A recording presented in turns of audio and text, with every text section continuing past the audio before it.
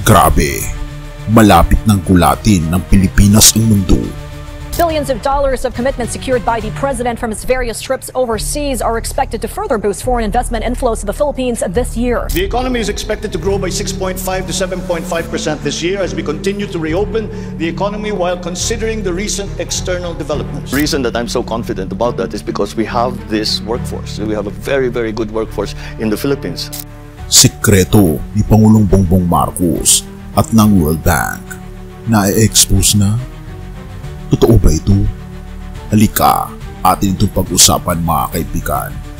According to the Philippine Nickel Industry Association, mining can contribute to sustainable development goals. Construction for the first subway project here in the Philippines is set to start soon. Bago natin ipagpatuloy kaibigan, siya nga pala ang Great Controversy na isa sa mga pinaka-kontrobersyal na libro dahil tumutukoy ito sa mga propesiya sa libro ng Daniel at Revelation na nagaganap na sa panahon natin ngayon bago ang pagdating ng ating Panginoong Diyos ay pinamimigay na namin ng libre sa pamamagitan ng PDF. At ito ay nasa limited lamang na panahon kaya i-click mo sa description sa baba upang ma-avail mo kaibigan ang napaka-importanteng libro ito na magbubukas sa iyo sa mas maliwanag mong hinaharap. Purihin ang ating Panginoong Diyos at tayo magpatuloy. May malakas na unos na namumuo sa Southeast Asia pero hindi ito makikita sa weather map. Ito ay hindi pangkaraniwang bagyo, isang estratehikong kilusan ng ekonomiya. At sa gitna nito, ang bansang matagal nang binabaliwala ng mundo, ang Pilipinas. Habang ang mundo ay abala sa inflation, digmaan sa kalakalan at mga tensyon sa rehiyon, palihim na naghahanda ang Pilipinas. Hindi lang ito tungkol sa mga gusali, kundi tungkol sa koneksyon, pag-asa at oportunidad. Kung ating titignan, mga kaibigan, ang ating Pangulong Bongbong Marcos ay hindi abala sa pagkipaglaban sa mga tumutulig sa kanya dito sa ating bansa. Pero pasikreto ang ating Pangulong Bongbong Marcos na gumagalaw patungo sa hinaharap ng ating bansa. PBBM at ang World Bank. Ang sikreto, bakit tayo kumpiyansa? Dahil may napakagaling tayong workforce. Magaling ang ating presidente na itinalaga ng ating Panginoong Diyos na ang kanyang tunay na galing ay galing sa ating Panginoong Diyos. Ayon mismo kay dating World Bank President David Malpass, ang Pilipinas ay rising investment opportunity, isang oportunidad na ngayon pa lang napapansin ng mga pandaigdigang namumuhunan.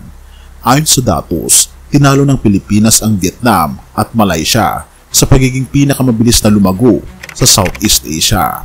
Dahil ang ating GDP growth 6.5% to 7.5% ngayong taon na inaasahan ng IMF o International Monetary Fund na 6.1% ang growth ngayong 2025. Hindi lang sa pangako, kundi sa gawa. Makikita natin ang kapansin-pansin ng paglago ng ating bansa sa mga proyekto na binitawan ng ating gobyerno. Ang New Manila International Airport sa Bulacan na 2,500 hectares na target magbukas sa 2026 to 2028. May kakayanang humawak ng 100 milyong pasahero kada taon. Ang Metro Manila Subway, kauna-unahan sa bansa, bahagi ng Build Better More program ni Pangulong Bongbong Marcos. Ang Malampaya Gas Fields, may posibilidad ng mas malawak na oil and gas exploration na talaga namang magbibigay ng napakalaking pera sa ating bansa. Ang Nickel and Copper Reserves, ayon sa Philippine Nickel Industry Association, maaring makatulong sa 15 sa 17 Sustainable Development Goals. Ngunit ang tunay na yaman ng ating bansa ay ang manggagawang Pilipino. Ayon sa datos, tayo ang may pinakabata ang workforce sa buong Asia, nag-average ng 25 years old. Tayo din ang English-speaking, tech-savvy, malikhain. At ang ating BPO industry, 1.3 milyong employees lang naman na kumikita ng 25 bilyong dolyar kada taon. Noong March 2024, ang FDI nakita ang ating ekonomiya na tumaas ng 686 milyong dolyar. Marami sa kabataong Pinoy ay pinipiling magtrabaho sa sariling bayan kaysa mga ibang bansa. Ito na nga ba ang sikretong nabubunyag? Ito ba ang sikreto ng ating Pangulo? Dahil sa kanyang biyahe sa ibang bansa, bilyong-bilyong dolyar na investment pledges ang nakukuha ng Pilipinas. Isama pa dito ang Maharlika Investment Fund na itinatag noong 2023 na layuning punduhan ang matagalang pag-unlad at infrastruktura. Ngunit sa likod ng mga pangakong ito, may mga tanong. Totoo ba ang mga benepisyong ito? Sino ang makikinabang talaga? At may tinatago ba talaga ang ating gobyerno? Sa gitna ng lakas, may mga banta. South China Sea, patuloy ang tensyon sa pagitan ng China at Pilipinas.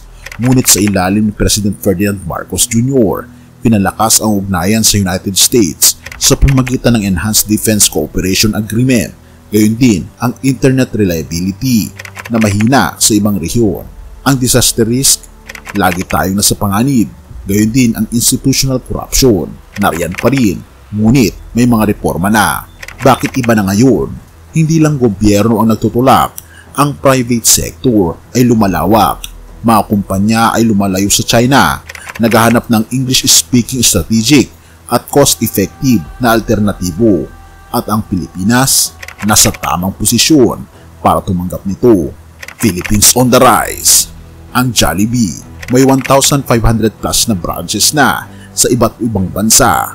Gayon din ang mga iba pa mga kumpanya na original na nasa Pilipinas. Mga bangkong Pilipino nagbubukas na sa Vietnam, Cambodia, Indonesia. Parang South Korea noong una itong naging Asian Tiger. Sa ASEAN, nagiging susi ang Pilipinas para sa global trade. Misteryo ba o katotohanan? Totoo ba na ang Pilipinas ay nasa tipping point ng pag-angat? Kaya ba natin iwasan ang mga hadlang tulad ng korupsyon, bagyo at politikang pabago-bago? O may mga sekreto na hindi pa natin lubusang alam? Ikaw kaibigan, ano sa tingin mo? Totoo ba ang sinasabing malapit ng gulatin ng Pilipinas, ang buong mundo? O isa lang itong magandang kwento para pagtakpan ang mga dapat ipaliwanag? Sa dami namang ulat tungkol sa pag-unlad ng Pilipinas sa mga bagong airport, subway, foreign investments at milyong-milyong dolyar na papasok, hindi may kakaila na may pag-angat sa ating bansa. Pero bilang mga mananampalataya sa ating Panginoong Kristo, kailangan nating itanong, ang pag-angat ba natin ay papunta sa langit o paibaba sa makamundong ambisyon? Ang ating kayamanan ba ay para sa sarili o para sa kaharian ng ating Panginoong Diyos? Mateo 6 verses 19 to 21. Huwag kayong mag-impok para sa inyo ng mga kayamanan sa lupa na dito'y kinakain ng tanga at kalawang at kung saan ang mga magnanakaw ay nakakapasok at nagnanakaw. Sa halip, mag-impok kayo ng kayamanan sa langit kung saan ang tanga at kalawang ay hindi makakasira at ang mga magnanakaw ay hindi makakapasok at makakuha. Sapagkat kung nasaan ang iyong kayamanan, naroon din ang iyong puso. Purihin ang ating Panginoong Diyos. Ang mundo ay humahanga sa GDP, infrastructure, at foreign investments. Ngunit ang ating Panginoong Diyos ay tumitingin sa kalinisan ng puso, sa paggamit ng yaman para sa kanyang kalwalhatian, at sa eternong layunin ng bawat gawa. Hindi masama ang pag-unlad, ngunit kapag ang kayamanan ay naging Diyos-Diyosan, at ang pag-angat ay naging kapalit ng pagsunod sa ating Panginoon Jesus, doon nawawala ang tunay na layunin. Kaya naman ang tanong kaibigan, habang ang Pilipinas ay gumugulat sa mundo, ang ating Panginoon Kristo pa rin ba ang sentro ng ating puso? Ang Pilipinas ay maaaring gumulat sa mundo, ngunit ang mas dakila ay ang bansang yumuyuko sa ating Panginoon Diyos at ang ating Panginoon Jesus ang hari ng bawat puso.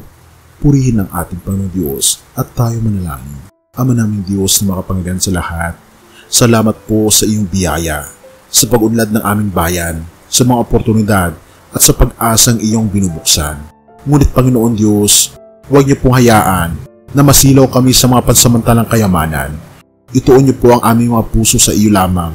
Turuan niyo po kaming mag-impok ng yaman sa langit sa pamagitan ng pagbibigay, paglilingkod at pamumuhay na kalugod-lugod sa iyo. Ikaw lamang ang tunay naming yaman. Sa iyo po ang papuri ngayon at magpakailanman o aming Panginoon Diyos, at pagnubayan niyo po kami at gabayan niyo po kami at patawarin po kami sa lahat ng aming pagkukulang at pagkakasala. At salamat po sa pagdinig ng aming mga panalangin, sapagkat ito po ang aming samot hiling sa matamis na pangalan ng aming Panginoon Jesus. Amen.